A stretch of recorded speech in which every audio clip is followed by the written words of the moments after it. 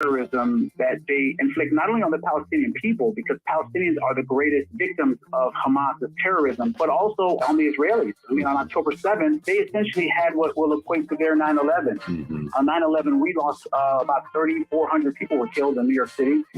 And if you take the population of Israel, which is almost 9 million, and they lost about 1,400 by a percentage, that's equivalent to us losing 40,000 people in a terrorist attack. If Cuba came into Key West and murdered 40,000 people, what would the United States be doing to Cuba right now? And that's your hottest 60 seconds this week from Evening Words on WURD, Progressive Black Talk Media. For more than a decade, Comcast has been committed to bridging the digital divide in Philadelphia and across the country. From connecting people to the internet to opening doors for the next generation of innovators, entrepreneurs, and storytellers, they are helping to create a future that benefits generations to come. Now, Comcast is expanding their efforts through Project Up, their comprehensive initiative to help build a future of unlimited possibilities. Backed by a $1 billion commitment to reach tens of millions of people over the next decade, Comcast is working to ensure all Philadelphians have the skills, resources, and opportunities they need to participate and excel in an increasingly digital world. This includes partnering with community experts to build a network of digital navigators, trusted individuals who help build awareness around initiatives like the government's Affordable Connectivity Program and teach critical digital skills to get more people online. Project Up, building a future of unlimited possibilities. Learn more at comcast.com/Project Up. Through Project Up, Comcast is committing $1 billion to build a future of unlimited possibilities. Approximately every 2 hours, one Pennsylvanian dies from a drug overdose. These are loved ones, mothers, brothers, grandparents, children, and friends. You never know when you may come across someone experiencing an overdose. Every second counts, and you can save a life by administering naloxone. Learn how to get naloxone by visiting pa.gov/opioids. Paid for with Pennsylvania taxpayer dollars. Oftentimes, the wheelchairs our veterans and first responders receive from their healthcare providers are subpar at best. Some are falling apart, with a years-long waiting list for a new one. This lag causes a tremendous amount of stress for our heroes and creates a burden for their caregivers. Isolation leads to depression. We build what they need to get outdoors, hunting, fishing, or playing sports. Join the mission at wheelchairsforwarriors.org. Celebrating 20 years of progressive Black Talk Media. We're bringing joy and power to the people. This is WURD 900 AM and 96.1 FM, Philadelphia. Streaming online at wordradio.com and the Word Radio app. The views and opinions expressed by the guests, listeners, and hosts of any program on Word Radio do not necessarily reflect those of the ownership, management, or advertisers of this station. I'm simply saying that life finds a way.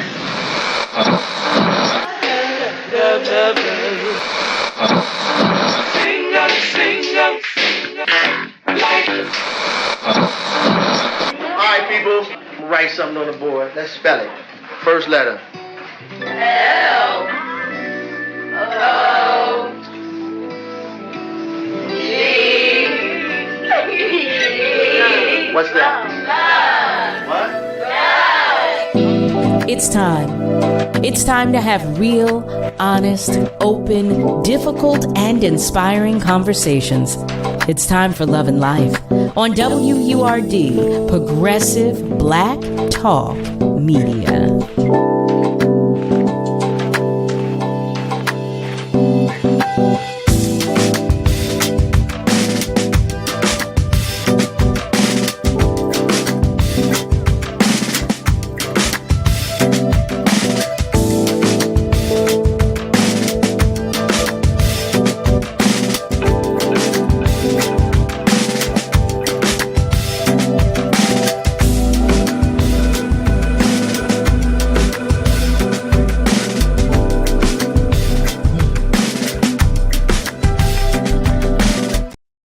Well, hello there, family. Hello and welcome. Welcome to Love and Life with yours truly, Carol Riddick, right here on WURD, Progressive Black Talk Media. on air and online at wordradio.com. Well, here we are, Tuesday, November 14th. Do you believe it? 2024 is like, oh my goodness, it's like a few steps away. Do you believe it? Are you ready? You ready for 2024? I'm not ready yet. I'm not ready. I'm just going to be honest about that. How's your week coming along thus far? Fill me in because you know I want to know. You know I do. You know I do. To my fellow Scorpios, happy birthday to you, especially if you are celebrating a birthday today. How about that? So, family, I do have some housekeeping that I need to get out of the way. And to that point, the first item on my list, it pertains to the harvest. WURD Radio is sharing a harvest for the world. Now through December 31st, visit wordradio.com to find information on upcoming give back events in the Philadelphia area. If your organization is hosting free clothing giveaways, food drives, free workshops, community dinners, and more, please share the details using the form on our website. Visit wordradio.com/the harvest and look for the harvest banner. Family, it is harvest time, and we are sharing information on those giving back to the community. The harvest is brought to you by Comcast, Pico, Keystone First, and the United Way. We are WURD, Progressive Black Talk Media. The second thing that I want to share with you, you know what that is. It's about membership. I want to remind all of you that we need the support from our community. Our Forward and Up campaign has an unprecedented goal for WURD Radio to recruit 2,000 members of the Forward movement. Now, you've heard me say this before, and I'm going to keep saying it because I believe in WURD. And because you're listening, I happen to believe that you do too. So if you're not already a member of the Forward movement, well, family, now is the time. Go to wordradio.com and click on membership. It's right there at the top of the page. Help us to reach our goal of 2,000 members in our 20th year of Black Talk Media. OMG, family. So listen, for those of you who may be unaware or unfamiliar, now's the time when we check in. That's what I like to call it, or do a little roll call, if you will. So, family, if you're joining us by way of our socials, let us know. Let us know by sharing a comment, and I will do my best to read it on the air. Or, you know that you can even give us a call.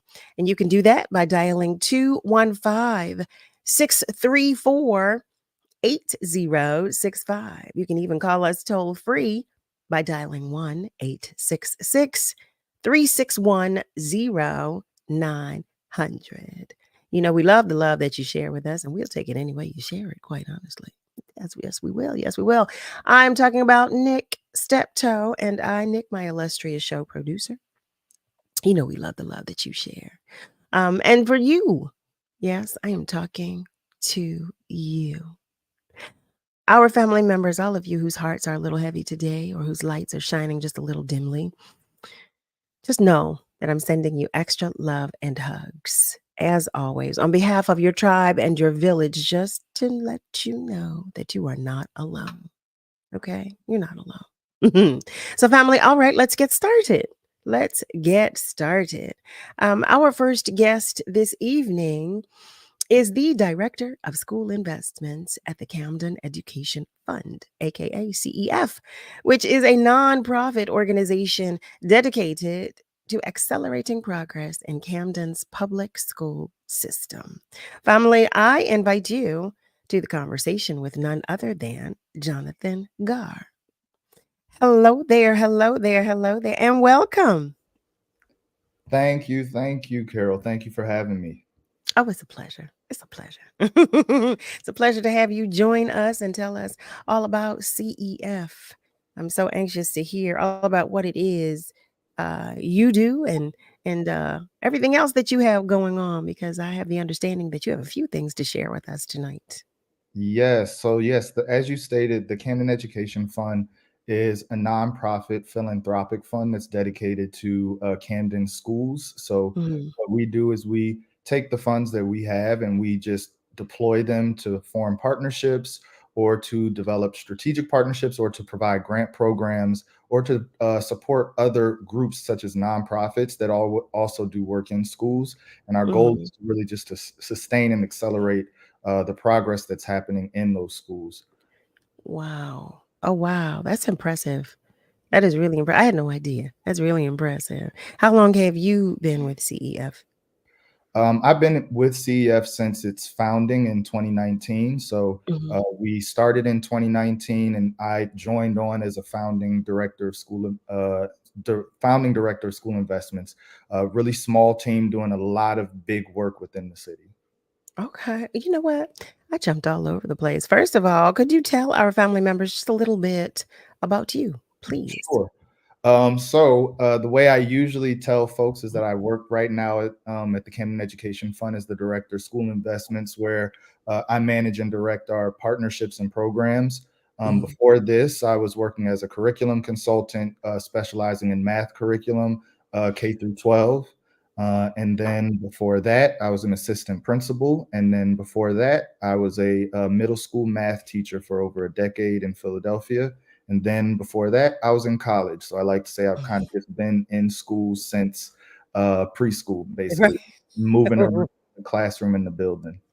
OMG, math. Let me tell you, that was the subject with which I was most intimidated. Okay, math of all things. Math. But it's what you find out as an adult is one of the most important subjects. Yeah.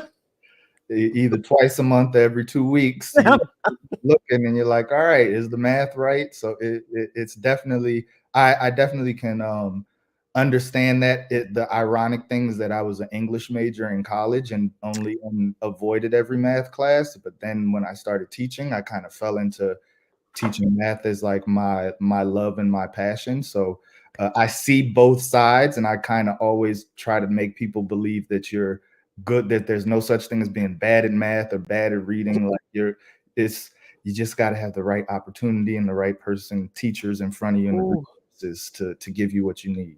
Oh my goodness, there's so much truth to that. Okay, so I was terrified of algebra, trigonometry. I was terrified, so terrified that I scared myself. But I was also, well, I wasn't exactly afraid of my teacher. I didn't take to her style of teaching. And I had another teacher, and I did wonderfully. So there's so much truth to what you're saying, but it started with me. I scared myself like terribly about math. Don't put too much pressure on yourself, especially if you are a student. The spirit that I have is that the onus is on the teacher, and that it's our job to serve the students. And so that teacher that you were able to feel comfortable with really knew what it was that you needed and tapped into you as the student, as you're the barometer for my job. Like if you aren't catching what I'm throwing, then I'm not actually doing a good job. I need to work on my pitch. And that's kind of how so don't be too hard on yourself. I appreciate that. I really do. But you know, to that point, she really was awesome. The teacher that was able to reach me, because it wasn't just me. It wasn't just me either.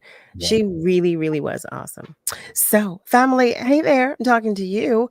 If you have just joined us, you are tuned in to Love and Life right here on WURD, Progressive Black Talk Media, on air and online at WURDradio.com. So we are joined tonight by Jonathan Garr. He's the Director of School Investments of the Camden Education Fund. I do want to share that some of our family members are checking in. Donna Baker is saying hello. Well, hello there, beautiful. Nice to have you join us. And Willie, my family, Willie, is joining us. Again, Willie Matthew Williams. He shares that he's checking in and he's giving everybody some love. Well, Willie, we receive it. You hear me? And I'm giving it right back to you. I'm giving you some too. Henry is checking in. Hello there. Henry Purifoy, that is. And he's saying hello. It's so nice to have you all join us. So we've begun this conversation talking with Jonathan Garr. And he was just sharing, and I'm repeating this in the event you missed it. He was just sharing about his history in the education system as an educator. And I added to that because y'all know I do. Y'all know how transparent I am. I shared that I was terrified of math in high school, grade school, wonderful. High school was when it got to me. I said, oh, I'm afraid. I don't know what that was. But in any event, thank you for that. Thank you for sharing that with us. So I was sharing earlier too that Jonathan has come to talk with us about a few things. And I want to make sure I give a good amount of attention to what you have to share with us because the hour goes by so quickly. It goes by so quickly. So Jonathan, if you would please tell us about Black Men in Education convening event. Well, Yeah. actually, not even just about the event, but tell us about the organization itself first, please. Yes, so we've partnered with the Center for Black Educator Development, which is an organization that was founded in Philadelphia by Sharif El-Mekki, and it is a nationwide organization that's really dedicated to rebuilding the Black teacher pipeline. They have a number of programs, a number of initiatives nationwide, and one of their largest events is an annual conference known as the Black Men in Education Convening. And it happens every year in November here in Philadelphia. What we've done and what it does is it brings Black men that are in education nationwide all come into the city for 3 days of just networking, sessions of being able to learn from each other, and then also just like being able to recharge with other brothers as well. What we did at the Camden Education Fund, knowing that this is a really worthy cause and that it's just right across the river from us, was we sponsored 25 school staff within the city of Camden to be able to go to the event. Because this conference does come with the cost for registration, like all conferences do, we didn't want the cost to be an impediment for anyone, and just knowing how close we were to it, we wanted to make it as easy as possible for that Black male staff within the city of Camden to have that opportunity to kind of just to network, to be reinvigorated. So we sent out announcements to all of our school partners, and we were really excited that we got all 25 folks that were able to sign up. And then in addition to that, we're also doing a happy hour tomorrow.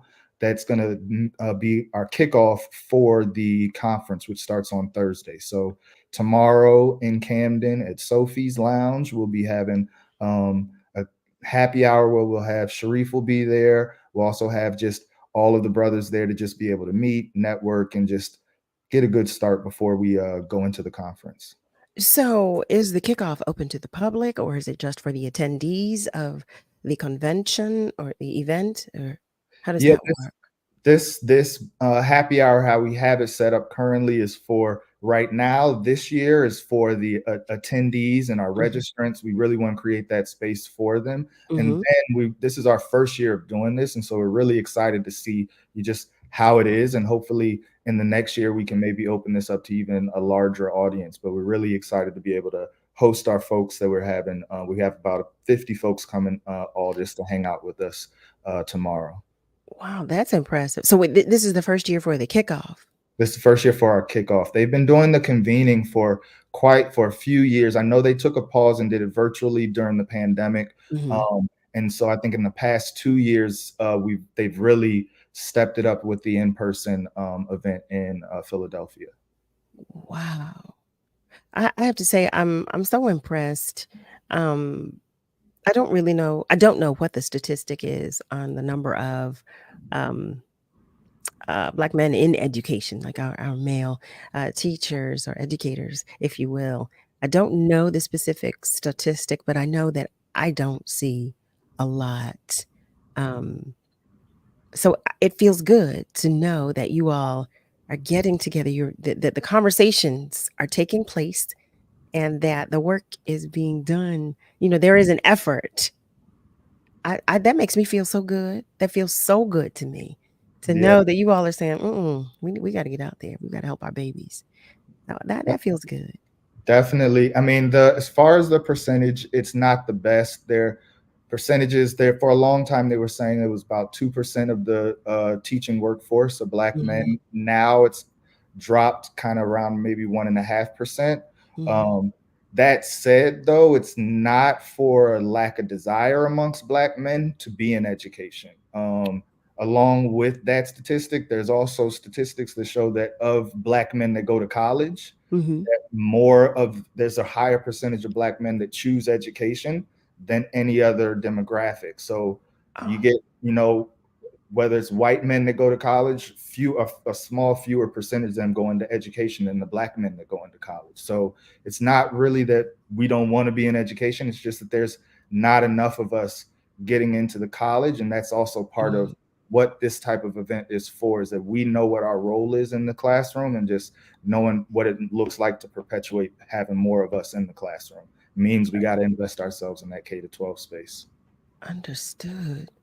Family, I'm talking to you. If you've just tuned in, you are tuned in to Love and Life right here on WURD. Listen, know that the phone lines are still open, and feel free to continue to comment on our socials. We're going to take just a short commercial break, but we are coming right back. Words of empowerment.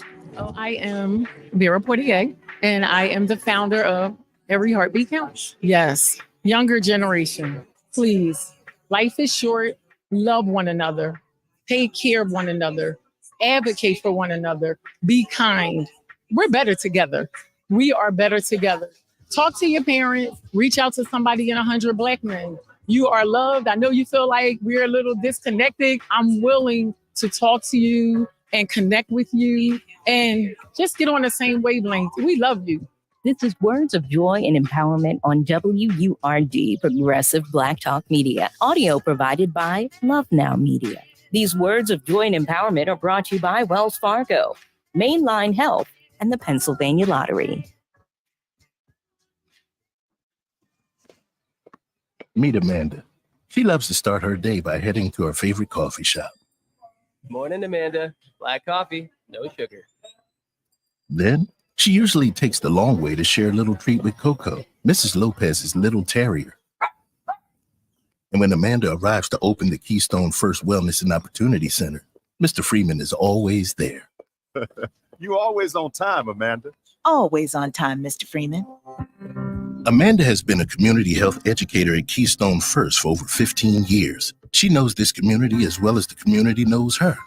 As a local health plan, we don't only take care of members. For over 35 years, we have known them as neighbors, friends, and family. As Southeastern Pennsylvania's largest medical assistance managed care health plan, our roots run deep. Visit KeystoneFirstPA.com to learn how we can help you get care and stay well. We've all felt left out. And for people who move to this country, that feeling lasts more than a moment. We can change that. Learn how at belongingbeginswithus.org. Brought to you by the Ad Council. This is your celebration. I am Eternal Pope and Mark House. From the film Gaining Ground, The Fight for Black Land, we want to wish WURD a happy 20th anniversary. Word. Hey everyone, my name is Ricky Brown, the Community Engagement Specialist for Philadelphia Parks and Recreation, and I want to say happy 20th anniversary to WURD Radio. Hi, my name is Osage, and I'm here to wish WURD a happy 20th year anniversary, and they're really important in the community, and we need them, especially Shamari. We're celebrating 20 years of progressive Black Talk Media. You're listening to Love and Life with Carol Riddick on WURD, Progressive Black Talk Media.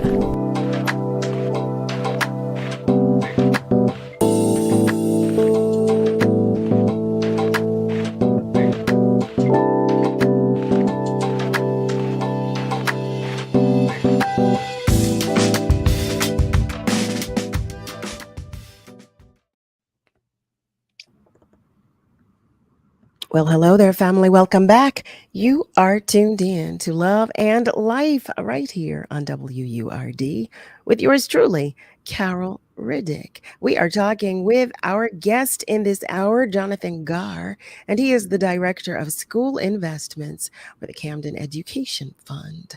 And before the break, we were talking about the percentage of Black male teachers. Before I continue the conversation, I do want to check in on our socials because our family members are continuing to check in and join the conversation as well. Antoinette Farmer, hello there, beautiful. She's sending a hello. Well, we received that and we're sending you a hello too. Arthur Leo Taylor, hi there. Happy to have you join us. He shares that nationally, it's 1% of Black male educators. Oh, wow. Wow. And he has a question. He asks, this question is for you, Jonathan. Do you feel like part of the reason why the percentage is so low is because of the test that teachers are required to take? That's a really great question. Yes, that does play a role in reducing the number of Black teachers and Black male teachers.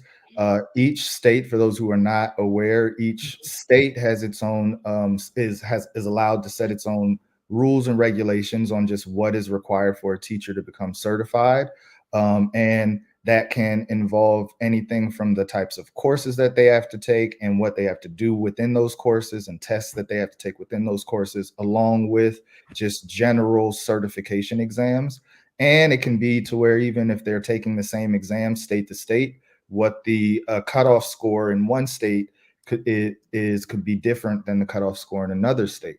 And so that can and has played an effect on limiting the actual field for Black teachers. One thing I can say positively about our role in the Camden Education Fund is that we also do a lot of just advocacy in the policy field. And so we've really worked hard with our New Jersey legislatures to be able to work to pass bills to help reduce a lot of those impediments. And so we're really proud to say that they've done a lot of work to make sure that those tests are either removed if they really aren't good arbiters of being a good teacher, because that's the argument against them, is that those tests do not determine whether or not someone's going to be a great teacher or not. We've done a really great job really working with our partners in the state capitol to help them see that and start to create policies that are actually helping to put really the teachers we want in front of our students. But that's a really great question. I want to make sure I understand, because Arthur was asking about the tests. How would the tests, the required tests, be? How could they be an obstacle for our Black men specifically? Yeah. So again, the easiest but hardest answer to the question is and it's not a cop out, but it's racism and white supremacy, and that within this structure of our students being in schools where they're already, if you're in a K-12 school and what testing is like for you within that environment as a whole, many of our students are coming into college, and those tests they may not all the way be prepared for. Also, a lot of our college students are coming in and they're also doing a lot of other things outside of just college. So we have a teacher pipeline, and one of the things that I've been able to see firsthand by working with our teachers that are in college we're working to bring into the profession fully is that while they're in college, they're also working full time. They're also helping their family members, and all of those mitigating factors that are just part of what our existence here is, also come into play where you don't have as much time to really sit down and study with the test, or you don't have the resources to have, somebody to give you the prep class. And so there's just a lot of things that don't make the playing field as level as it could be. If given all of those same resources, they do well on the test. But when you have all those other factors in the way, and you see that the tests themselves aren't indicative of whether or not the teacher's going to be amazing or not. A teacher can do amazingly on the test and Sure. still not be as well in front of those, like that math teacher that wasn't good for you, probably knocked out all those tests, you know? And then there's another teacher who would have just been just as amazing, but maybe struggled with passing those tests. Also, as another side, that sometimes the test can test for past what it is that you're teaching. So for instance, I taught middle school math, and I remember sitting and taking the math certification test and being scared because they started asking me calculus questions. And I don't teach calculus to any of my 8th graders, 7th graders, or 6th graders, but it's part of the test that I have to take to be certified to teach my 8th graders and my 7th graders and my 6th graders. So it's things like that that can, you know, limit the number of teachers that actually make it all the way through. I do want to share that another family member is joining us, Gary. Hi there, Gary. Gary Bryant, that is. And he's sending love to the entire family. Arthur follows up his comment by saying, as a Black male teacher nearing retirement, he's seen a lot. He taught in Camden, or you told Camden, for 14 years before being riffed. I'm sorry to read that, Arthur. Terribly sorry to read that. I want to pivot for one moment. Before the break, Jonathan was sharing with us about the event, Black Men in Education Convening. And I'm curious to know what exactly the event entails. Since it's a 3-day event, if I'm not mistaken. Is that right? Yes. It's a 3-day event. They have a number of sessions. And so each day you are able to move through a series of sessions throughout the day. They have main stage speakers who are all just really notable Black men, either in education or kind of like attached to it. So some names that folks may know: Dr. Greg Garr from Howard University, Sean Dove, who is a managing partner at New Dove and founder of the Corporation for Black Male Achievement. Also Dr. Jarvis Givens, who's a professor of education and African American studies at Harvard. Along with that, they have as well, they have keynote speakers. And so those are kind of like really the ones that folks are really excited to see. So they have Dr. Chris Emden, who is a really renowned professor of education, Dr. Mark Lamont Hill, who's really well known within nationwide, if not worldwide, and Tyler James Williams, who, if you do not know, he is from Abbott Elementary fame. And so it's a lot of really good stuff there just to kind of just feed you, whether it's just getting hard knowledge about increasing your, learning more about your practice, or even just being inspired by other folks, by other brothers in that space. I love that. I really, really, really, I love that you all come together to pour into one another, especially in this arena, because it's so necessary. I mean, listen, we need it, period. We need for you all to come together to talk with one another, period. But it really feels good to know that you all are coming together for this purpose. Again, because our babies do need you. They really do. I'm curious to know, from your standpoint, why it is so important to have Black male educators in the lives of young Black children, and particularly Black boys and young men. Yeah. So, I mean, I think we all know the impact of representation, and where we see ourselves and versions of ourselves, we can also see ourselves as individuals. And so those spaces where we see Black men as a people are spaces where we know Black men can be comfortable, whether they're spaces we want Black men to be in or not. And for that reason, it's super important for us to be able to have those same Black faces, those Black men, those Black bodies within our classrooms, because right now, the majority of the American student population are minorities, and they need to see representation of themselves in front of them, teaching them. Also, what's understood doesn't have to be spoken. And when you're in front of people that you know, the culture that you know, there's so much that is just in there that doesn't even have to be communicated. That you can, excuse me, that you can just continue to teach in ways that are immediately understandable because of just a shared experience, a shared language.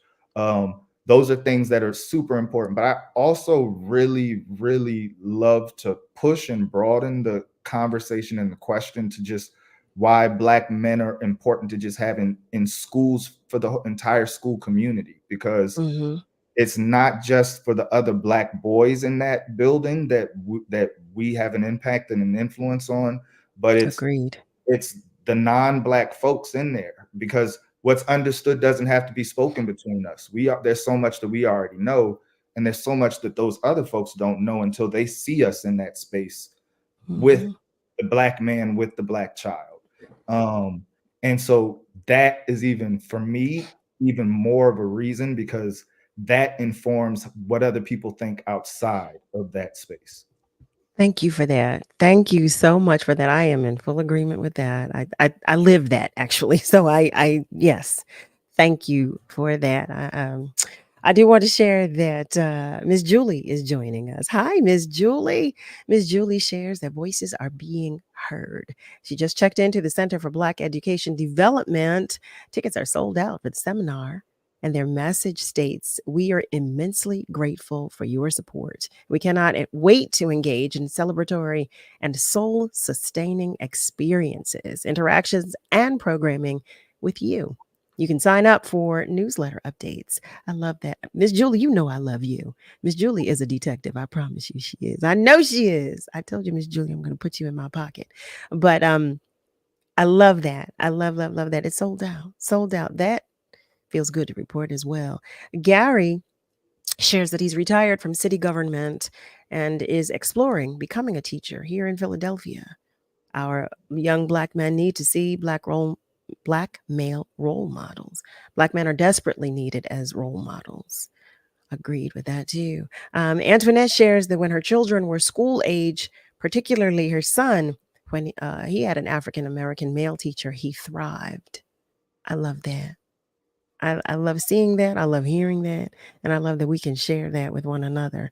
And Jonathan, again, I appreciate you broadening the conversation and the point of view, because you're absolutely right. You're absolutely right. To see people of color as an educator does so much for our babies, for the community as a whole. So thank you for that. But I'm curious to know when we talk about that. Well, no, actually, you know what? Family, y'all know I have 50 million questions coming out of my brain at one time. And Jonathan, I think we sent you like 5. Well, I have about 50, and they're all trying to come out at the same time. And and especially when you talk, I have another one that's added. So I'm curious to know when I want to go back to the conversation about the tests, because that really, really plagues me. I'm challenged with that. I'm really challenged with that. Are there mentoring efforts in place to help those who have interests in like Gary, who's interested in becoming a teacher? Are there mentoring efforts or? Yeah, they do exist. There are some good programs that do some really good work as far as preparing folks for those tests. It's the tough part is because it's so localized to wherever it is that you're going to teach, that you usually have to find something that's kind of close and associated with that. One thing for us with our teacher pipeline was that when we found I saw it firsthand. I can just tell you anecdotally, we got a group of about, let's say, 15 students, student teachers that are all ready to come student teach, but they have to take their test beforehand and pass it. And that cohort is about 50-50 minority, Black and Hispanic and white. The vast majority of our Black and Hispanic students did not pass the test on the first try. So what we had to do was we had to find another group. I'll shout out, I think it's Butler Community College that was able to do some work for our students to help tutor them for it. And then once they were able to do that, we were able to support them for it. But again, it's tough because also the test costs money to take. Okay. So it's like if you take the test and then you don't pass it, they don't give you a refund, and you still have to pass it in order. So it's like it's so much. I'm grateful and blessed to be in a position to where we've been able to put students in the position to where they don't have to think about those things, to where we're going to set you up and prepare you. We'll pay for your tutoring. We'll pay for you to take the test. And if you don't make it, we got you. We'll make sure that you get past the finish line. But those are the types of things that you want to be looking for, are support programs. And then also looking for spaces where that's kind of what they promote, where they promote that their student teachers are able to pass those tests. Thank you for that. Family, hey there, I'm talking to you. If you have just joined us, you are tuned in to Love and Life right here on WURD with yours truly. We are talking with Jonathan Garr, the Director of School Investments for Camden Education Fund. What we're going to do, though, is take just a short commercial break, but please know that the phone lines are still open and feel free to continue to comment on our socials. We will be right back. You can win with WURD Radio. You are caller number 5. What's that station that just hooked you up? WURD. Keep listening to WURD Radio for your chance to win movie passes, concert tickets, and more. We are WURD, Progressive Black Talk Media. Hi, this is Council President Darrell Clark. Are you interested in purchasing a home in Philadelphia? The Turn the Key initiative may be able to help. Turn the Key is building 1,000 new affordable homes across the city for first-time home buyers to purchase. Most homes will have 3 bedrooms and a market value of up to $280,000. Turn the Key subsidizes these mortgages, bringing the cost to as low as $200,000 for participants. So to qualify, you must be a first-time home buyer, complete home ownership, counseling, and meet the program's income requirements. To find out more about the Turn the Key initiative, please visit www.phdcphila.org. WURD Radio Digital Tip of the Month is brought to you by Comcast. With the cost of today's devices going up every year, you might want to think about buying a refurbished gadget for your next upgrade. Here are some things to think about before you buy. There is a difference between refurbished and open box. An open box gadget is usually still new, while refurbished devices have been repaired or restored in some way. Make sure you buy devices that were refurbished by the original manufacturer or have been factory certified. It might be a good idea to get a warranty in this case, otherwise you may fall victim to an as-is product that doesn't work. And finally, don't buy any refurbished electronics that don't come with some sort of return policy. You don't want to get stuck with a final sale that ends up dying after a week.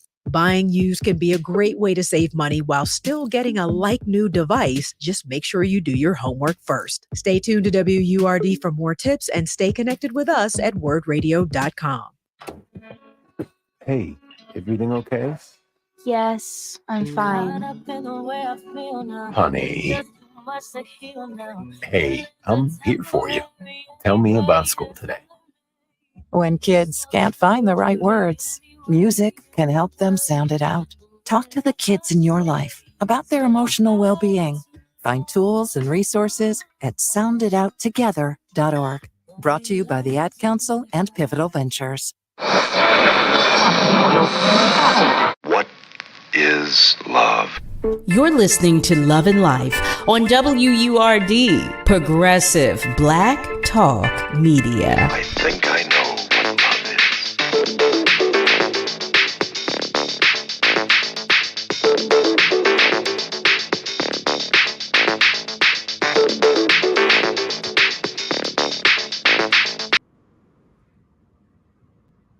Welcome back, family. You are tuned in to Love and Life with yours truly, Carol Riddick. We are talking with Jonathan Garr, and he is talking with us about the 2023 Black Men in Education convening event that will take place from November 16th through the 18th. But he will host a kickoff celebration and presentation to 25 Camden school-based staff educators on November 15th. He's been filling us in, and I thought I'd bring you up to speed just in case you've just joined us. I'm going to take a moment to go to our socials just to say hi to our family members who are joining the conversation. Alfred, hi there, Alfred. Great to see you today. Great to hear from you, I should say. He's sending love to everybody. He shares great provision for students' preparation and funding for testing. Antoinette has a question. She asks, how have charter schools navigated the testing requirements? Some laboratory charter schools would hire professionals, subject matter experts to teach. Great question. Again, because of the landscape of education, it's definitely different by each state, because each state sets their own laws around what a charter school is, how a charter school forms, how a charter school functions, and how a charter school is governed. And so I can speak more about New Jersey, and in New Jersey that you have a standard certificate, which is what is the standard. And then for those that don't have a standard certificate, you have a certificate of eligibility, which is for teachers who may have completed all of their education for teacher prep or are in the process of completing like that education of teacher prep. They can have a certificate of eligibility that allows them to teach within the charter schools. However, because it is not a standard certificate, it does have limitations to it. And the idea for New Jersey is that they want as many teachers to have the standard certificate as possible. But charter schools are able to get around that by hiring teachers with certificates of eligibility or provisional teacher certifications. Thank you for that. Miss Lily is joining us. She says, good evening, everyone. Good evening. Eric is also joining us. Hi there, Eric. Happy to have you here with us. Just Rick, that is. He shares, good evening, Eric here. Jonathan, do you believe that the previous real estate and bankruptcy trials and tribulations contribute to the community despair? Parents, teachers, students, and businesses of Camden, New Jersey. Yeah, that one, I have to be really transparent and be honest. That one's above me. So I can't speak to it specifically, and I don't want to speak out of turn, and I don't want to speak past my locus of control and those things that I'm definitely work more directly in. I know that anything dealing with bankruptcy, and real estate issues has an effect on anyone, but I can't speak specifically to any type of events that might have affected Camden. Eric, you came loaded. That was a heavy question. That was you asked that question as if Jonathan was the oracle. But we so appreciate it. You know we do. And look at that. Antoinette said that was a loaded question. Yes, it was. Alfred asks, how do you get a certificate of eligibility or standard certification? And lastly, are there online instructions? Definitely online is the best place to look. The easiest place to look, because it differs by state, is to look at your whatever state you live in, that state's Department of Education website and teacher certification. And that will give you a very clear outline of what it means, what the types of certifications your state has for teaching, and what it requires for you to receive those certifications. But it's definitely state by state, and it's definitely going to be part of the your state's Department of Education website. Jonathan, if you wouldn't mind, because some of our family members have just joined the conversation, would you share with us once again about the upcoming event? Would you tell us what it will entail? Tell us what it's all about and what exactly it is, because I really want them to know.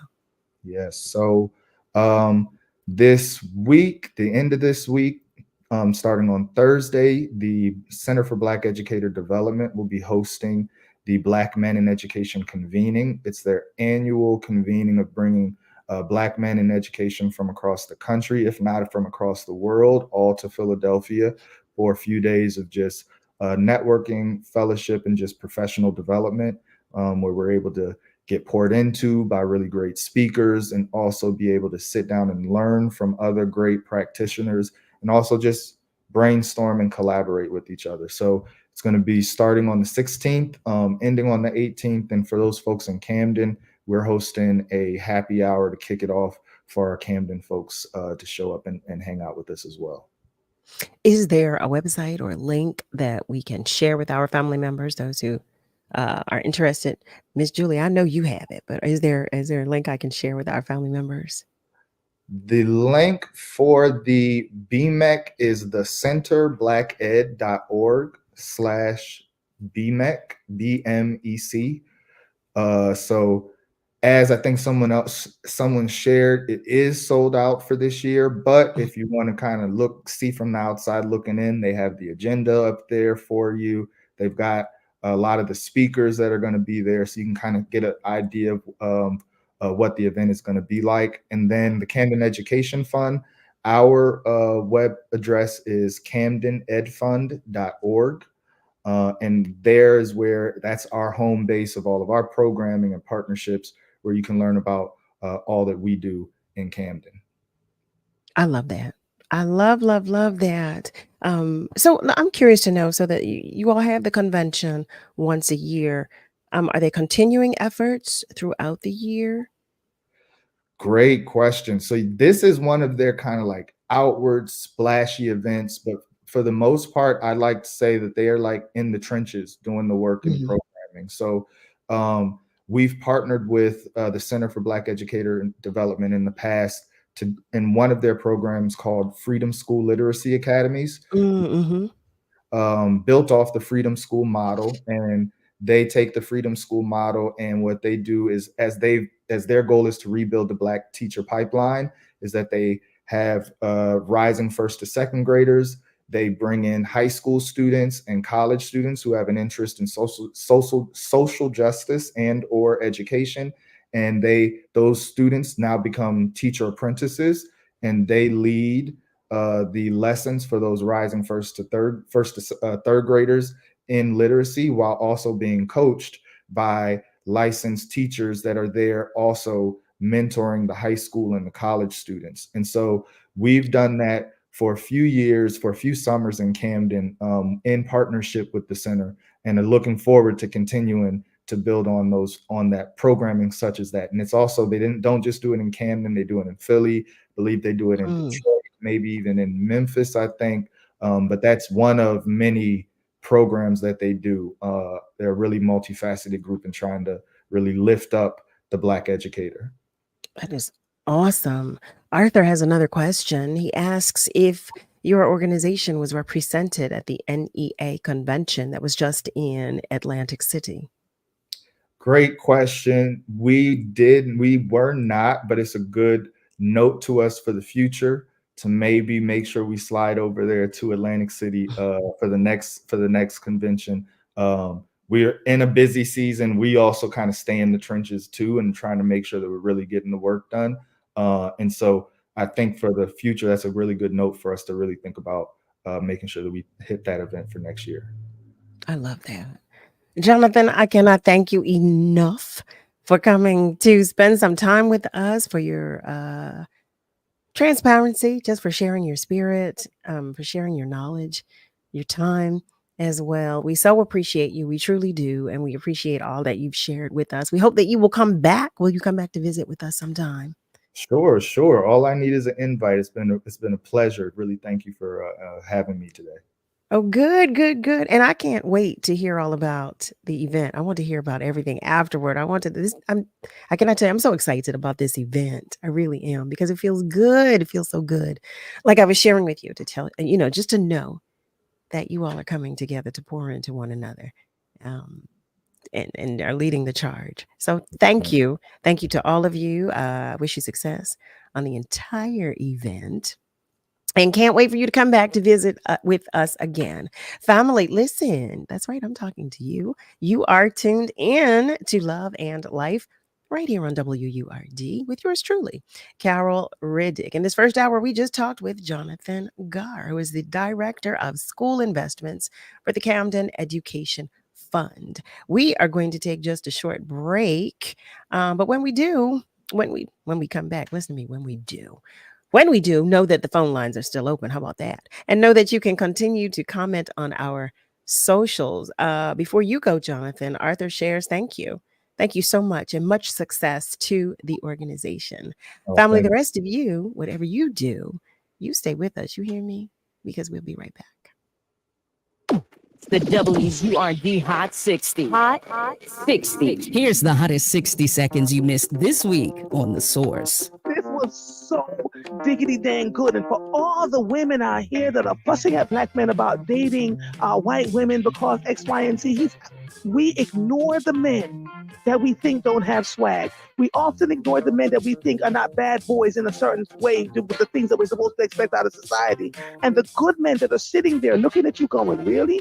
You're running after him while he's flushing you down the toilet, and here I am, the toilet paper, trying to make sure you're nice and clean. You know, that's an analogy that I use all the time. Fahim, you could not have said it any better. Cherry, what do you want to add to this, Shabri? What do you want to add to this? And once you get to a certain socioeconomic strata, the number of Black people in general are just less. And so, or if you go to a predominantly white college, the number of Black people in general are just less. And so as a result, your options, are different. And that's the hottest 60 seconds this week on The Source on WURD, Progressive Black Talk Media. King C. Gillette knows you're dedicated to your barbershop routine, but how do you maintain the beard hair you already have? The King C. Gillette Beard Thickener helps to reduce patchiness and strengthens hair's resilience to breakage. Apply the King C. Gillette Beard Thickener daily to see a thicker and fuller beard in just 14 days. It's highly scented with King C. Gillette's signature scent. Just trim, wash, and soften. With King C. Gillette. Let's ask their parents a lot of questions. Why can't people fly? Gravity. Is the moon really made of cheese? Yep, cream cheese. When can I move into a big kid's car seat? For some questions, parents may not have the answer, but that's okay. They can't know everything, but knowing the right seat for their age and size will help protect them in a car crash. Find out more at nhtsa.gov/the-right-seat. Where do babies come from? Good luck, Dad. A message from NHTSA and the Ad Council. And now, in the midst of challenging times, our Black spaces, our voices, and our stories are under attack. Our goal? To reach 2,000 members by the end of the year. We need your support now more than ever. WURD Radio has been your trusted source for Black talk media for 20 years, and we want to continue making history for another 20. This is urgent, and the time to act is now. Help us move forward and up to reach our goal. Visit wordradio.com and join the movement. Let's stand together. Let's make a difference. Go to wordradio.com and become a member today.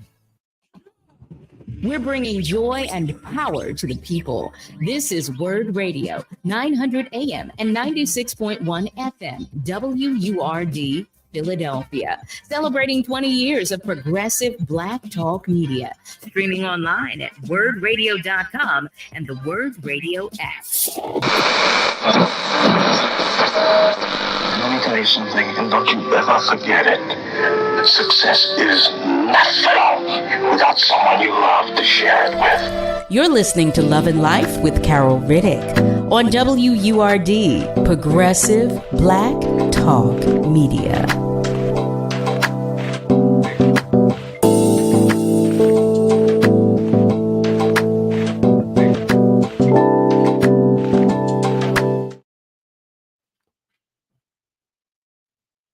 Well, hello there, family. Welcome back. Welcome to the top of the second hour of Love and Life with yours truly, Carol Riddick, right here on WURD, Progressive Black Talk Media, on air and online at wordradio.com. So, family, an exciting second hour for you. But before we get into that, I do have some things that I want to share with you and some reminders, if you will. The first of which is that WURD Radio is sharing a harvest for the world. Now through December 31st, visit wordradio.com to find information on upcoming give back events in the Philadelphia area. If your organization is hosting free clothing giveaways, food drives, free workshops, community dinners, and more, please share the details using the form on our website. Visit wordradio.com/the harvest and look for the harvest banner. It is harvest time, family, and we are sharing information on those giving back to the community. The harvest is brought to you by Comcast, Pico, Keystone First, and the United Way. Family, we are WURD, Progressive Black Talk Media. And you know, I'm going to remind you about this, and that is that we need the support from you, our community, that is. Our Forward and Up campaign has an unprecedented goal for WURD Radio to recruit 2,000 members for the Forward movement. Now, I keep telling you this, and I know you know it, but I'm going to say it again. I believe in WURD. And because you are listening, I happen to believe that you do too. So, if you are not already a member of the Forward movement, well, family, now is the time. Go to wordradio.com and click on membership. It's right there at the top of the page. Help us to reach our goal of 2,000 members in our 20th year of Black Talk Media. And so before we move forward, I just want to let you know that Pepper Thomas is checking in. Hey there, Pepper. So happy to have you join us. And so is Raphael, Brother Raphael. That is Raphael Suleiman. Thank you. Thank you. Thank you. So family, I was sharing with you in this second hour. We have another guest, and I'm excited, as I am as always, but I'm really excited about this guest because he is our beloved. He is my beloved. He's one of my boops. You know, I'm always happy to have family and those, well, you know, those that I just love so much join us. And he is one of those individuals. You know him too, though. He's no stranger to you, to the station, and he's definitely no stranger to the show. Family, I invite you to the conversation with none other than Chris Murray. Hi there, Chris. Hi there. How are you? I'm going to tell you something. Now, I'm a fan now and whatnot. Not because I'm on the show, but because, you know, I just like, you know, just how smooth, man. I mean, great singing voice to go along with a great radio voice. I mean, I have to learn to be as smooth as you. Get out. Everything.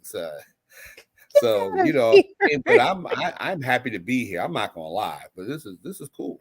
This is exciting for me. Are you kidding? I've been waiting to have you come on and talk with us. I've been so excited. Look at that. Well, It took for, you know, I had to track him down, family. I had to track him down. I'm teasing. Yeah. I'm teasing. Well, I'm teasing. I mean, I know.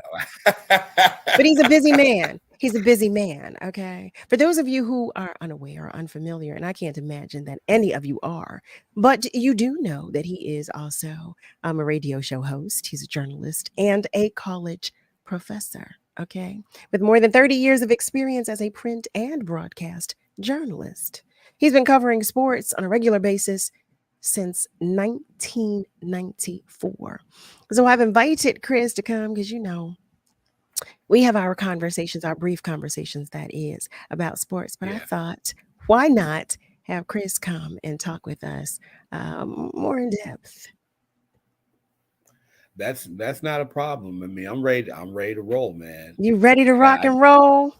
I got all my intelligence a little bit strewn around here. So I thought we would talk tonight about James Harden. Yeah.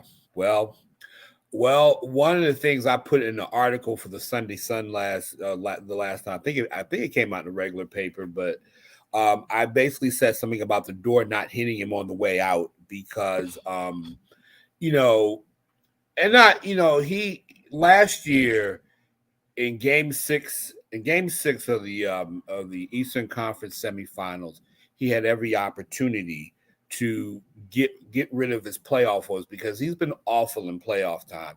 Even though last year he led the league in assists and he had great regular season numbers, but in the play, and he had some good playoff numbers against the Celtics, but in the games that mattered most, he didn't show up. And and then he comes in. Then of course the team tries to shop him around. Nobody wanted him except the Clippers. No one wanted James Harden. And then when he finally leaves the team and they finally trade him to the Clippers, he comes out in his LA press conference and says, well, I'm not a system player. I am the system. He basically blamed Doc Rivers, whom he threw under the bus at the end of the season, for holding him back. And Joel Embiid, oddly enough, clapped back or came back on him and basically said, yo, the ball was in your hands most of the time as the point guard of the team. I mean, he was more cancer of the team, and he didn't really, like I said, he was 4-16 in that crucial game 6 when Boston, outside of Jason Tatum, was struggling. But then, and Joel Embiid owns some blame for that too. But those situations where he has the ball, he's the point guard, and he came up small. And so when he left, he said, he threw shade at the Sixers. He basically said, "Look, I am the system," and and there was a lot of comeback. That's a large statement. I am the system. So, I mean, the only system I remember is 1983, the song "You Are in My System." I can't say it, I'm just saying. That's the only thing. And I kind of played that song. I played that song on my show a couple of weeks ago. For about a few minutes. And I said and in one article I wrote, I said he's a failed system. Marcus Hayes from the Inquirer said he was a septic system. I mean, the thing is that you had, every year for every team he's played on in his career, he has come up small in the playoffs.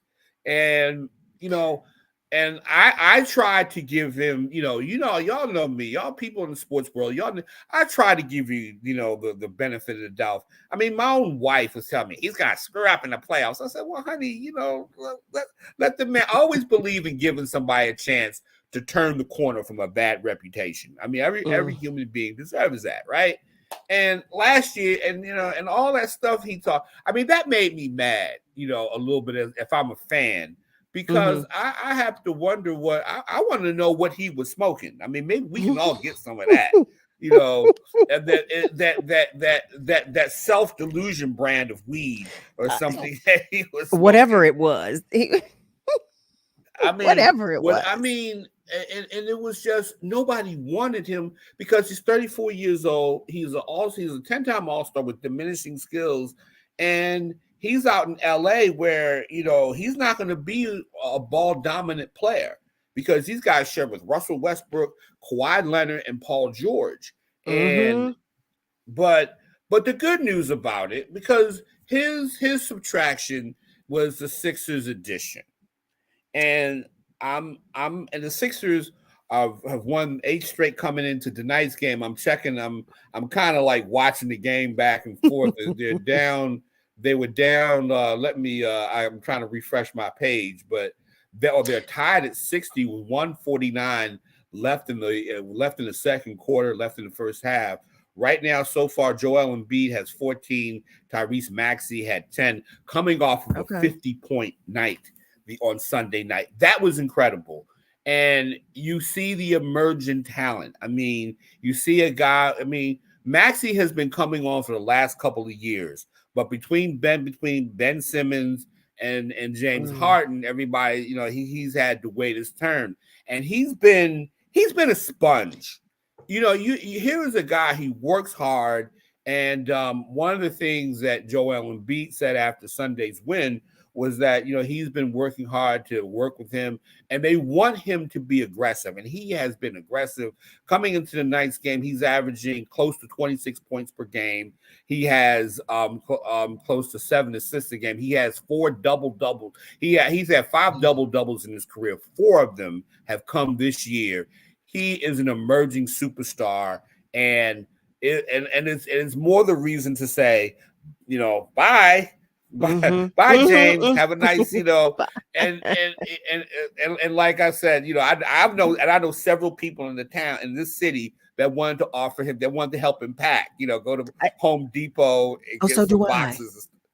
So do I, Chris. I know so many people that would have gladly helped him to pack. I was going to ask you about your opinion about the Sixers now without him, but you just shared that, and some of the information that you shared was some information of which I was completely unaware. But I'm curious to know, that they're doing well. Do you think the Sixers need to make a trade for another star player to improve the team? Or you think it depends. I think you can never have too many stars. Whether they do that at the All-Star break, which they could, they have the assets now because they got several expiring contracts to do that. But a lot of people have been questioning Tobias Harris. I mean, everybody seems that's always the guy, but Tobias Harris always plays well. I think they could always use another wing player, another wing defender, somebody who can score and whatnot. It'll be interesting to see what happens at the trade deadline, but you can never not get better. You can never be in a situation where you can't get better, because you always want to get better. But I think they do have the room and the draft picks, because last year, I'm gonna tell you something. At the end of the season, when all the talk of Harden leaving, there was talk that Joel Embiid would leave. And I was basically saying, and I was telling Keith Pompey, because I had Keith Pompey on my show, I asked him whether or not the window of time was going to close for a championship.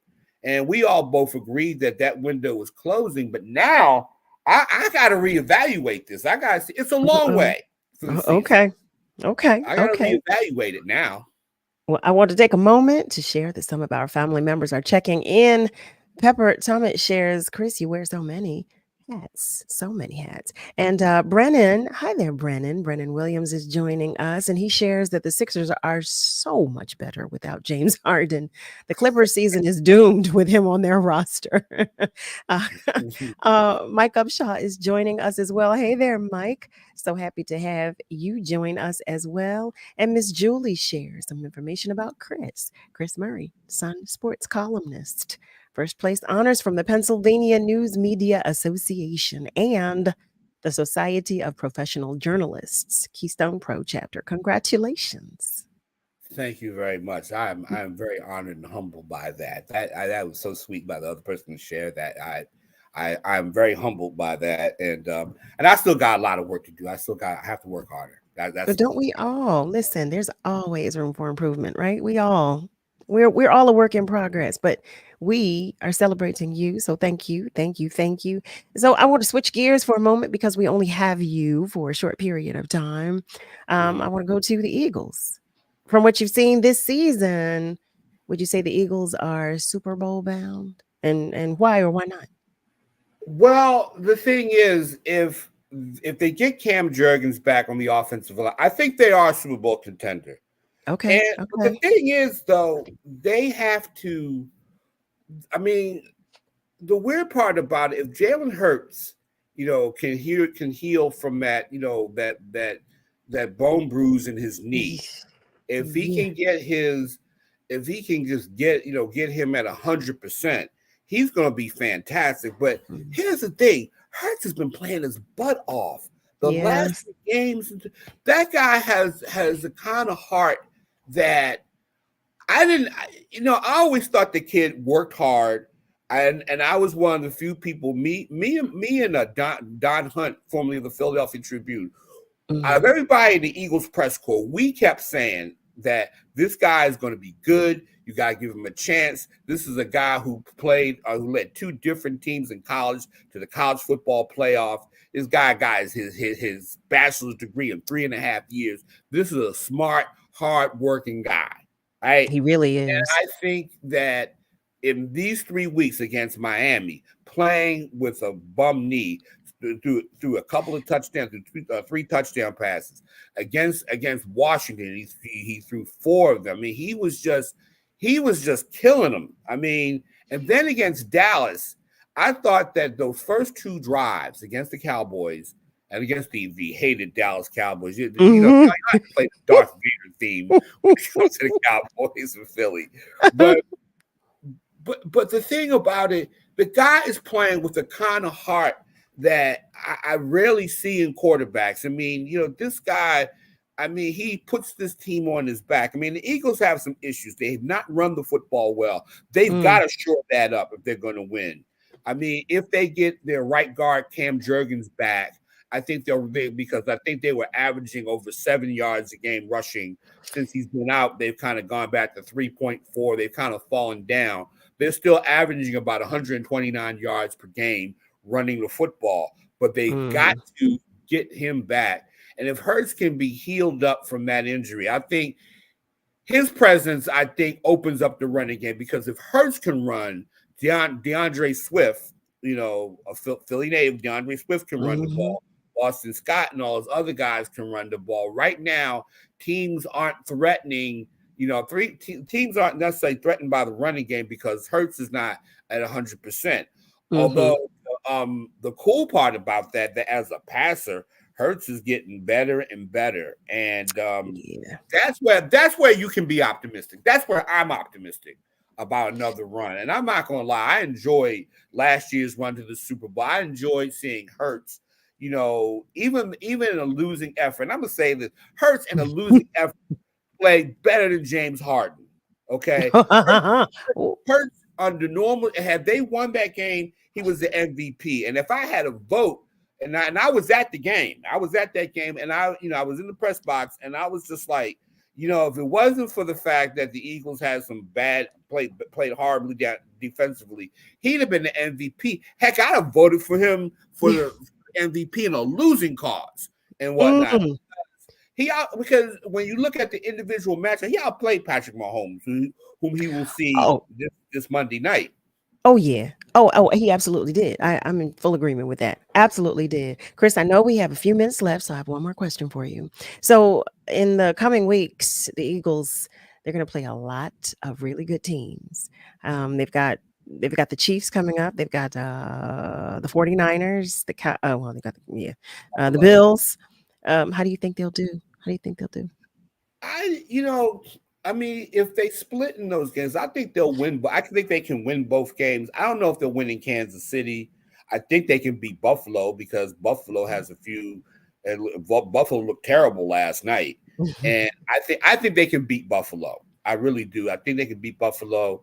I think they can beat Kansas City, but it's going to depend. I think they can run if they get Cam Jurgens back, and if Jalen Hurts is feeling a little bit better with his knee, I think they can run the football like they did in the Super Bowl on them. But and Kansas City lost to Denver a couple of weeks ago, so it's going to be interesting to see how the Eagles bounce. The weakness the Eagles have, I still say, is in their defensive backfield, their secondary, because they gave up a lot of yards against Washington and Dallas. I mean, Dak Prescott had 374 yards. And and then you got to play Patrick Mahomes, arguably one of the best quarterbacks in the league. So they got to shore that part of it for them to be to win those games, because that to me is their weakness. And they got good defensive, but the front seven, the defensive line, linebackers, they got to get pressure on Mahomes. That's easier said than done. It really, really is. You know, I'm really nervous about Jalen's knee. I'm really, really nervous for him with that knee. I have to be honest about that. Were you about to say? No, I was gonna say, I would be too. But they're saying it's healing up. But I mean, because the time that we're having a week off last week gives us some time. Maybe he gets more treatment. But I would be kind of worried about that too if I'm an Eagles fan, because you want to keep the key is going to be if you keep Hurts healthy, because I don't trust the backup Marcus Mariota, and fans shouldn't trust him either. And so I just think at the end of the day, he has to stay healthy. They have to protect him. I do think that they have to run the ball better to take the pressure off Hurts. I think that's going to be the key. They got to run the ball better. They got to get Boston Scott involved. They got to get DeAndre Swift. They got to run the ball better. They do that. They'll have a fighting chance to win in some of those tough games and whatnot. Well, wait, but it's going to be hard. Before you go, I want to know, why don't you trust the backup? Well, I saw him during preseason. He wasn't that consistent. He has the memory of being a starting quarterback. Now he can move. He can move like Hurts. He can run the ball. But I'm not so sure about him as a passer. I wonder if his confidence was there. He was a number 1 draft choice out of Oregon back in 2015.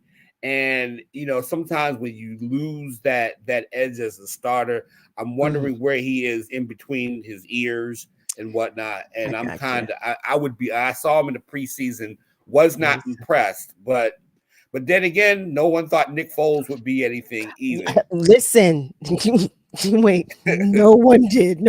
Chris, do you have a moment to stay with us for maybe 3 more minutes after commercial? Sure, I got. Oh, I love that. Family, listen, if you have just joined in, you are tuned in to Love and Life with yours truly, Carol Riddick. We are going to take just a short commercial break, but know that the phone lines are still open, and feel free to continue to comment on our socials. But whatever you do, stay with us, because we will be right back.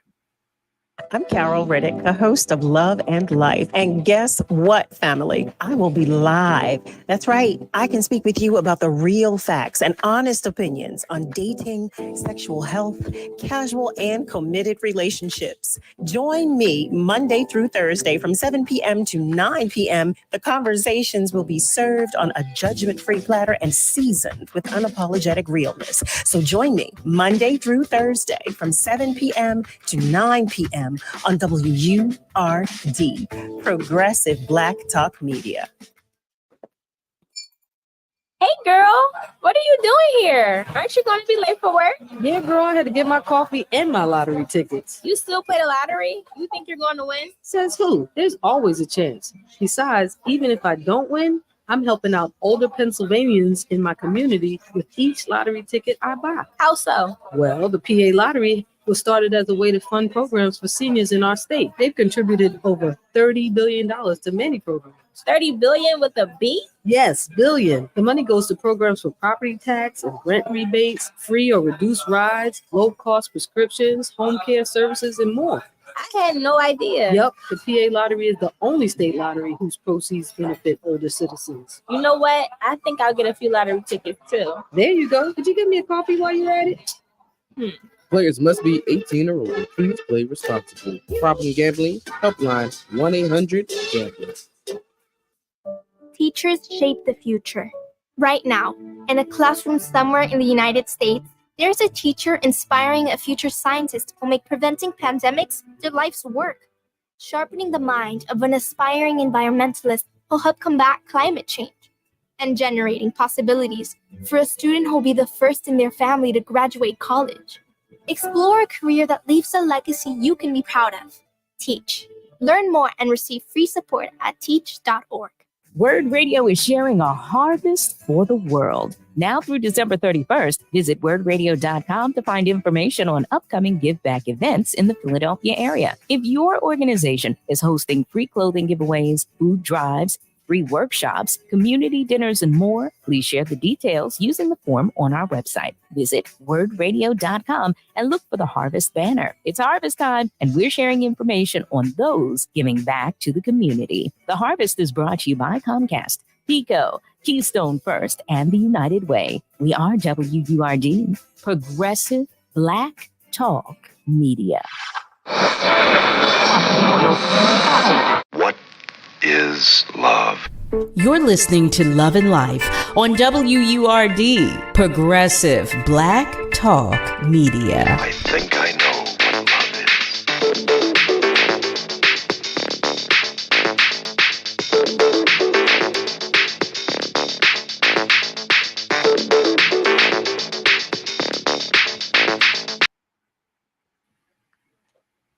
Well, hello there, family. Welcome back. You are tuned in to Love and Life with yours truly, Carol Riddick, right here on WURD, Progressive Black Talk Media, on air and online at wordradio.com. I do want to share that some more of our family members are joining us. Nasir, brother Nasir, I've been looking for you. I said, where is Nasir? You know, I forgot. You told me that you were going to see the play tonight. Well, my plan is to see it tomorrow. So we've got to talk about it. We've got to talk about it. But I hope you enjoyed it. I did miss you yesterday. I wanted to hear about Diane Reeves too. But happy to have you join us tonight. Eric has a question. He shares, good evening, Mr. Murray. Do you like and or cover the Philadelphia Union as well as football, baseball, and basketball? Give us the full Murray report. Well, that is an evolution because I like watching soccer or football. I want to respect the world, calling it at that level. I would like to do that. It's just that right now, my time because I'm here between Bowie and Wilmington, because I live in Delaware, and I am, I'm on the road most of the, like I was telling you, we were chatting. Sometimes I end up planning my show here, and I have to, some days, okay, I take time to plan the show, and then I have to give the argumentative essays to my kids, and so I would like to get up there more often to cover, because I cover boxing, and I would love to cover soccer. It's not that far from me too, from a driving perspective, but I would love to do that on a regular, because that's the thing we have to, because the World Cup is coming here in a couple of years, and is it? Yes, it is. I think I want to say it's next year or 2025. Yeah, it's 2025, because it's been a while. But I think it was 2026. It's 2026. The World Cup is coming in. One of the venues will be Lincoln Financial Field, and they had during the Phillies playoff series, they played the exhibition game between a German club team and a Mexican club team, and so.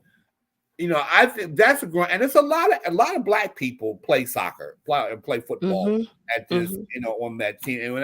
And that's the spot where I have to kind of get out, on my own. Like I said again, if I would like to get that time, because like I said, between time, like I said, I work 7 days a week. I don't have any days off. I have to kind of take segments of days, just to kind of rest and relax and all that. But I do have to rest and relax. But it's almost like, and now we're at the end of the semester, and I'm trying to get everything, that situation situated. Then the cool part about the break is I get to really kind of get out a lot more than I would like to, than I normally do. But it's been, like I say, it's fun to do. But yeah, that's the sport I want to do. That's the sport that I would like to get into, because I watched the World Cup between France and Argentina, and my favorite player now in the world is the guy Mbappe, who scored a hat trick in the final against Lionel Messi. And if the French had won, we've been talking about that for a long time. But that guy, I watched the game at that level is just beautiful to watch. And I know the Union almost won the championship last year, and they're in the playoffs right now, from what I understand. So I would love to do that sport. I would love to, because it's international, and soccer is still football. There I go again. I'm trying to get away from being the ugly American in a lot of things and all that. But I just think that's something that I really need to do, because I know, like I said, the World Cup is coming here. There are lots of good stories, and is the world. I put it this way: if all the great African players were to come back to the motherland and play for their teams, they would really be great and everything. And I'm hoping for the day where you get one of the countries from Black Africa, Ghana or Cameroon or some places like that, to win the World Cup. That would be great. And so I just hope that, because when it comes down to soccer and stuff like that, I'm always team diaspora. I'm always glad, I'm always glad that whether it's Jamaica or you're talking about the African countries, or French the French always has an abundance of African players and all that. And so, that sport is growing. And so, no, that's something I would like to do. It's just from under my current time span, it's hard for me to do.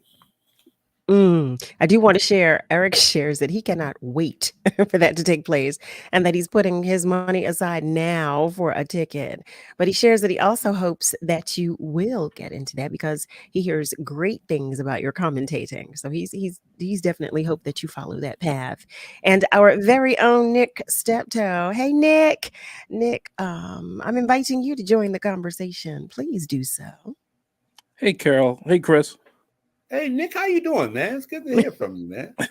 Yeah, I just want to say hi to Chris because I do his show on Saturdays, and he always has really insightful and really interesting dialogues about not just basketball or football, but pretty much everything but soccer, believe it or not. So again, I just want to say hi, and I really like what you said about Harden. I mean, you talk about him a lot, but I think beyond words, the fact that the Sixers they've been undefeated for the last 8 games. 8 games, yep. Yeah, and without Harden, and I think that tells you everything that you need to know about the guy. Obviously, we here in Philadelphia don't miss him. If he does well in the Clippers, good for him. But I think this team is better off without him. Oh, no doubt, no question about it, no doubt. And I think that sometimes you gotta subtract to add. I guess that addition with subtraction with addition. I don't know. I'm a little tired. I can't remember the exact thing. But we know what you mean. We know exactly what you mean. Yeah. Addition with subtraction. I don't know. Yes. All right. Well, I have a question for you, for the both of you, Nick. Well, actually, all of you, family. So I'm curious to know, and this is as it pertains to James Harden, because here we are in Philly. And the surrounding area, I'll say the tri-state. We've seen him, and we've for the most part not really been feeling him. We were happy to see him go. So why is it that the league? I mean, is he that good of a player that the teams are just willing? I mean, I know him to be a rebel rouser. So is he just that good of a player that teams are just At one time, go ahead. At one time, he was. I mean, he's a 10-time All-Star. He's a 10-time All-Star. I remember. The problem is that at playoff time, his style of play, he holds the ball, dribbles for 9, 10, 8, 15 seconds, then steps back and shoots. And you can get away with that in the regular season. In the playoffs, he refuses to adjust his game. And there are times when, now, in all crafts, I talk to musicians. Because I know you're the music side. You work on your craft every day, right? Yeah. And you have to put the work. And I tell this to my students that, writing doesn't come overnight. I mean, and the thing is, I have to be on my game. I'm, I have the best editor in the world and my wife and everything, but the thing is that you always have to work on your game, because the playoffs, everybody's playing harder. Everybody wants that ring, and you got to work hard. That's why, say what you want about Kobe Bryant. Kobe Bryant was just, that guy worked his butt off. Yeah. And if he saw you working hard, he worked hard. He worked harder than you. And so that's the issue. And I hope, when we criticize, sometimes we do criticize Black players, and sometimes people. I had someone call up now, and Nick, you remember the other day saying that we were being too harsh. But the Philly is a tough town, and all people in Philly. This is what I learned from when I first came here about maybe almost 20 years ago. I've been here for 20 years. Oh wow! And one of the things I learned is that when you give your best, people will respect you. I still remember in the days when Bill Anderson used to have me on the show. I was like, I don't know if people appreciate me. So one day I did my reading and the scriptural reading in church at St. Cyprian's, and And one of the old ladies walked up to me. Are you that young man who does the radio show with Bill Anderson? I think you said. And I was so touched. And I love this town. I'm a Baltimore native, and but I love Philly. Philly reminds me of Baltimore. Eagles fans remind me of old Colts fan. I'm a diehard old Colts fan from back in the day. But the thing about it is that in this town, give your best effort. Give your best effort. People will love you for it. People will love you for it, and people will love you here. Ask Brandon Graham of the Eagles. Ask a lot of the Eagles players who still hang around, because if you bust your butt and bust your tail, folks will love you in this city. They really will. If you mess up, they'll boo you and everything. They will boo. And agreed. But the thing about it was, I just found Harden to be such a rebel rouser that he was in the more recent, years. He was just more. I didn't enjoy. It didn't matter to me how good he was or what he was doing. I just did not enjoy him because he just, the spirit wasn't right. His spirit wasn't right. Yes. Right. I do want to share that our family members are commenting as well. Alfred shares, yes, he's a rebel rouser. And Michael, hey there. Mike's checking in. Hi. Nasir shares the Eagles will be fine. And Maxie and the 76ers, they will be okay too. Alfred shares that all professionals must sharpen their skills. Yes. And Brennan shares Harden is overrated. Frey, hi there, beautiful. She's checking in. And she shares, go Eagles, go Eagles. Alfred says, well, Baltimore is one of his top 5 cities. Yes. Yeah. Eric shares his head is bigger than the court. It doesn't hurt to be humble and a talented team player. And Roxy is sending love. Hey, beautiful. She shares, hey Roxy. Chris. And hey, sis. Hi, beautiful. So happy to have you join us as well. But yeah, I mean, I just couldn't understand it in the more recent years or the more recent past. How, we we were pacifying Harden, and he was just, no doubt. I could not understand that. And can I jump in here for please do, Nick? I invited you to the conversation. what I've noticed with Harden is that he has a lot of fans. A lot of people are fans of players these days. It's not uncommon. It was like that back in the day as well. But a lot of people who like Harden will talk about how good he is and what kind of numbers that he puts up. And you can't take away from him that he's definitely a great player. But how he fits into certain organizations, I don't think he tries to change how he plays to fit to a team. He just plays how he plays. He really isn't worried about the team element. And I think it's been like that for most of the teams that he's been on. Maybe earlier in his career it might have been different, but from what we've seen, Harden is just going to go out there and play Harden basketball. And then, there is no other way. There's no adaptation. There's no, I have to change this or do that. He's just very, very one note, I guess you could say. That doesn't mean he's not a good player. It just means that how he fits into an organization can be, tricky. Yeah, I mean, it's like bands. Now, I'm a big fan of 70s funk bands and all that, and you got to play. And I was taking guitar lessons. I'm still terrible at it, but one of the things that the guy told me was, if you play a bad note, your bandmates will call you out. And and the thing is, I think you have to be a part of a team. The one thing I always liked about the funk bands of the 70s and part of the 80s is that everybody played the role. The singer was a part of the rhythm. The drums, the bass and all that, the guitars, everybody's a part of the rhythm. And I think so much, well, I don't want to get into music conversation, but so much of that is sometimes missing in the world of music. I mean, and Carol, you would probably enlighten me more, because I probably don't know anything, but I just think that, when you play in sports, you always have to sacrifice some, to sacrifice for the greater good and whatnot. Yes. And that's the thing.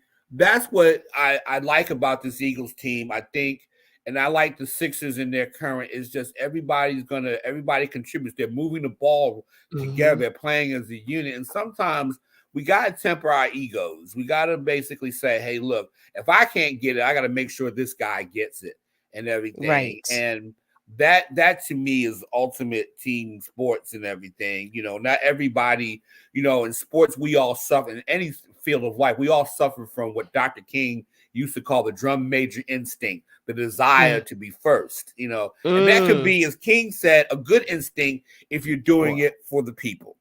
I'm in agreement with the two of everybody you. else. I want to say this, Nick, to the comment that you made. I love that Harden plays Harden ball, because that's what he does well. Being who he is what he does well. But what I do not appreciate is that he's playing with a collective, and he does not take that into consideration. If you are able to be who you are, your authentic, unapologetic self, but complement those with whom you are playing because you are playing in a team, then I'm all for that. I'm all for that. But when you come out saying, well, look, I am, and that's it, then I have challenges with that. Like, no, you family, listen, it's time for us to take just a short commercial break. But when we come back, I'm going to go back to our socials to check to see what you all are saying and how you've joined the conversation. Know that the phone lines are still open. And for those of you who are unaware, you can call us by dialing 215-634-8065. You can even call us toll free at 1-866-361-0900. But family, whatever you do, stay with us, because we're coming right back. The job search can be a difficult and frustrating process. WURD's Livelihood Initiative was designed to help you find the right opportunity for your next professional move. Check out the recent openings posted on the Livelihood Job Board at wordworks.com. The Wagner Institute of Science is hiring a science outreach educator. The Bicycle Coalition of Greater Philadelphia is hiring both a director of finance and operations and an executive director. For more information on these jobs and others, go to wordworks.com and learn more about the Livelihood Initiative, brought to you by WURD Radio, Progressive Black Talk Media. Tune into WURD Radio this Thursday at 10 a.m. for City Council Live, hosted by Ernest Owens. Join conversations that matter to your community with your local City Council members. When my wife died, I felt like I lost everything, including my love of fishing. But one day, my granddaughter called, and I realized I still had a lot to look forward to. I got referred to a psychiatrist who explained depression can happen to anyone. Getting help doesn't make me weak. It makes me stronger. I just wish it made me better at fishing. Mental health care is working for Diego. See what it can do for you at mentalhealthcareworks.org. A message from the American Psychiatric Association Foundation. You're listening to Love and Life with Carol Riddick on WURD, Progressive Black Talk Media.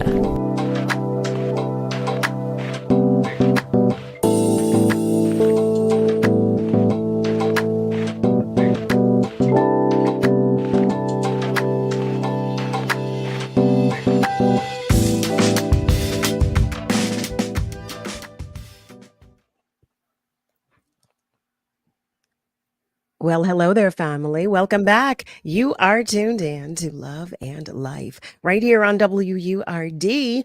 In this hour, we've been talking with our very own beloved Chris Murray. We're getting our sports update tonight. But before we continue this conversation, because Nick is in the conversation too, and I am loving it. All right.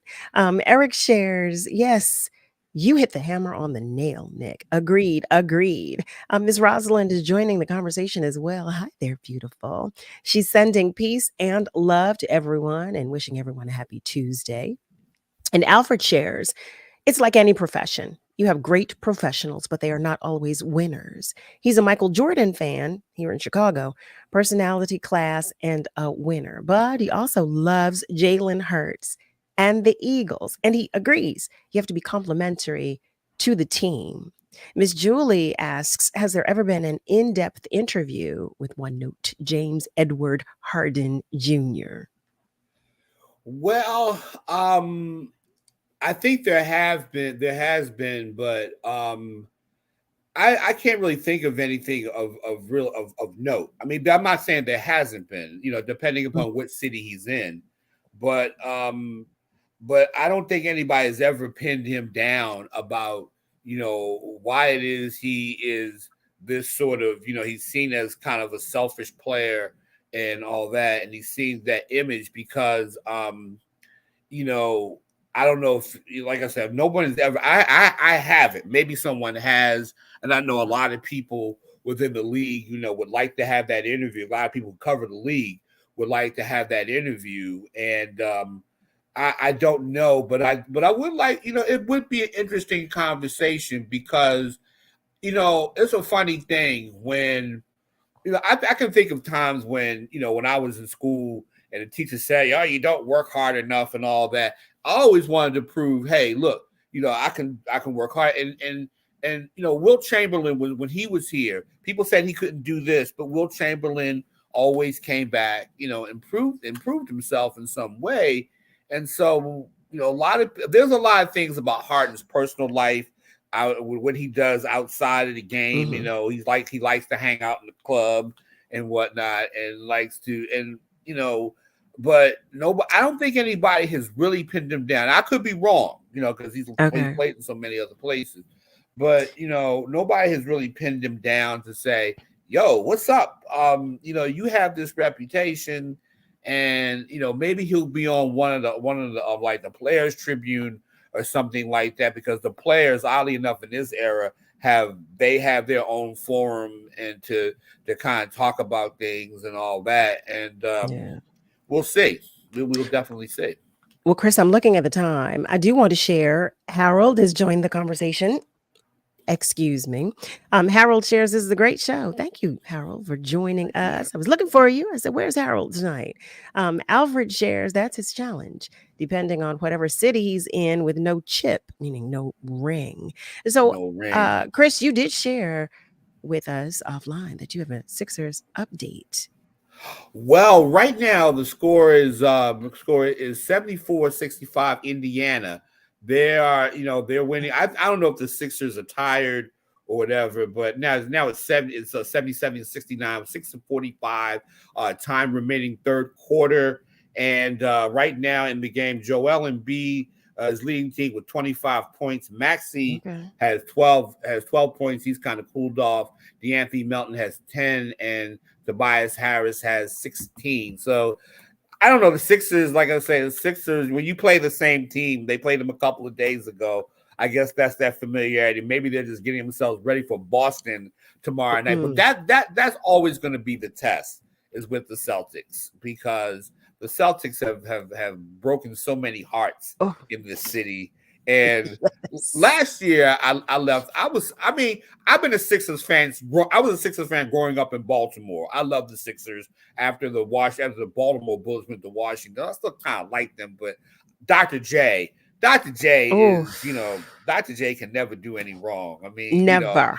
You know, never do any. I mean, I listen to Pieces of a Dream 454 just to hear the part where with Moses Malone, he said to Dr. J. I mean, Dr. J was just like, man. I mean, I wish I was living in Philly when they won the last time the Sixers won a championship, because I was so happy for Doc. I love Doc, man. I did. Oh my God. I still love Doc. What? Where is he? I love Doc. Alfred shares that Philly basketball should be repping better than they are. He shares that he grew up in NYC. He's a Knicks fan. Miss Joanne is joining us. Hi there, beautiful. She shares, good evening, Carol, Nick, WURD family, guests, and listeners. I was out with appointments all day. Came home at 5, turned on WURD, had her Bible class at 7, online popped up. Fell asleep at 7:30, just waking up and hearing Chris Murray's voice. Nice. Oh, that is peace and love. I love that. I love that. I love that too. I definitely love that. And Brother Malcolm, he shares that you sure are checking in late tonight. I was wondering, I said, where is Brother Malcolm? Malcolm is sharing that he's here with us, though, but he's checking in late. And Miss Julie shares, and to excuse me, to a pivotal change of venue. When players leave, changes the strategy. Anyhow, the 76ers are looking good. And I gotta say, I love your show, Carol. I do. And Oh, if thank you. and if you want to, like I say now, I can talk about things other than sports sometimes. I'll come in and listen to that. I got to figure out how to send messages on your little thing here because I love this. I'm loving this format. I'm gonna have to steal this format from you. Listen, there's no stealing. It's for the taking. Listen, we can Yeah. share. That's why it exists, right? They didn't just Oh, make one for absolutely. me. They listen. Absolutely. I do want to share. Pepper shares. Hey, Pepper. It's my boop too. Even though I'm a Texan, I love me some Dr. J. I know that's right.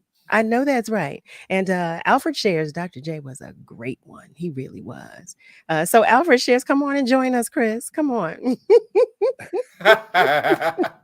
Well, I mean, and the thing, about the thing I'm liking about sports is I'm glad to see Black women, emerging in sports and non-traditional sports. I always have, like, for example, my friend Jasmine Smith comes on. She deals with Icons Lacrosse. She's getting scholarships for Black girls to play lacrosse. And it's always like to talk about what Black women are doing in sports. I don't nearly cover the sisters in sports enough as I wish we had a WNBA team here and here in Philly, because I think this town, and love to see Dawn Staley coaching it one day. But but the thing about it's like, to me, it's the love of sport. And as much as I love sports, if I ever had kids and if I had a daughter, I would have let her play sports. If you love the games and all that, even if it's just, even if you have a kid that never plays, it's always fun to share your love of the sports with kids and all that, and just that kind of thing. So, but I love it when like Sha'Carri Richardson proved a lot of people wrong. I was so my happy goodness. for her. Oh my goodness. I'm still happy for her.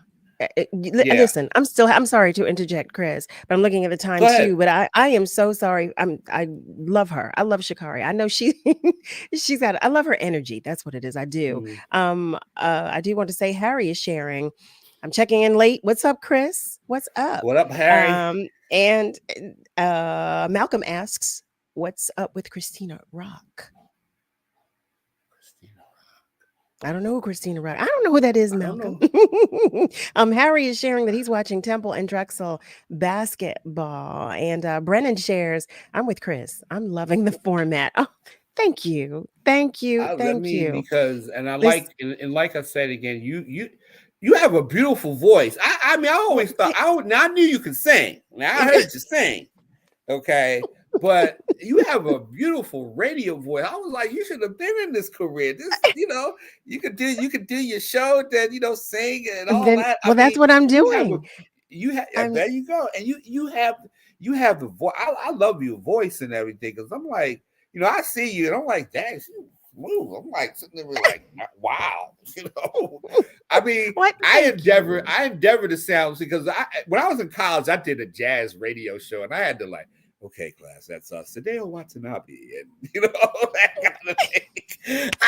I don't know if I can maintain that for 3 hours and whatnot, but I just I like that, because I always wanted to have that. Hello, everybody. I always wanted to have that NPR. This was national. Oh my! Is that what I have? The NPR voice? Is that what I have? That's you do. I mean, wait.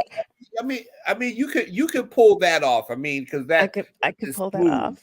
See, okay. Well, I listen. I receive it. I do want to share. Eric shares the Carol and Chris show. How about that? Well, Eric, guess what? Chris will be joining us to give us our sports update. So you will see Chris more and more. We're going to talk some more about sports, because that's a part of our world too. We talk about everything here on Love and Life, don't we? Don't we? That's what we do. I just love it. Oh, Alfred, thank you. He shares, I'm a multi-talented winner doing God's work. God bless you for that. God bless you for that. Oh my goodness. Miss Rosalind shares, my lovely Queen Caroline. I've never heard you sing, but I know as lovely as you are, your voice is too. We love you unconditionally. Keep it coming. Love and light. We love you. I love you more. You hear me? I love you more. Well, family, I'm looking at full name Caroline. Caroline's it is. It is. My mother's name is Carolyn. My mother's name is No, I'm Carol. Caroline with an I. Yeah, I sure am. Yeah, I am. I am. Family, you know what time it is, and you know that I don't like it. I don't like it. I don't like it. But here we are. Here we are. Chris, you stay with us. Sit tight. Sit tight. Okay. Stay with us. Stay with us. Family. Praising God. Praising God from whom all blessings flow as we wrap up tonight's episode. Just thank you so much. Thank you to each and every single one of you. You hear me? For your love and your support of me and of love and life. Just to each and every one of you that commented on our socials and everybody that wanted to do so. Thank you. To our guest, the one and only Chris Murray, thank you. To our guest in our first hour, thank you as well for sharing your time, your energy, your space, your knowledge, your attention, your spirit with us. We can't wait for you to come back, Chris. We can't wait. We can't wait. To the entire WURD family, especially Niall Jackson, Nick Steptoe. I couldn't do it without you. Thank you for all that you do. Family, you know I'm going to say it because I tell you every single night. We're all in this together. We truly are. So be good to you, but be good to those around you. And know that I love you, but God loves you so much more. You have a great rest of your night, family, and you be sure to join me Monday through Thursday, 7 till 9 p.m. Eastern Time for another edition of Love and Life right here on WURD, Progressive Black Talk Media. Have a good night, everybody. We love you. Have a good night. Have a good night. Have a good night, Chris. Have a good night. Take care.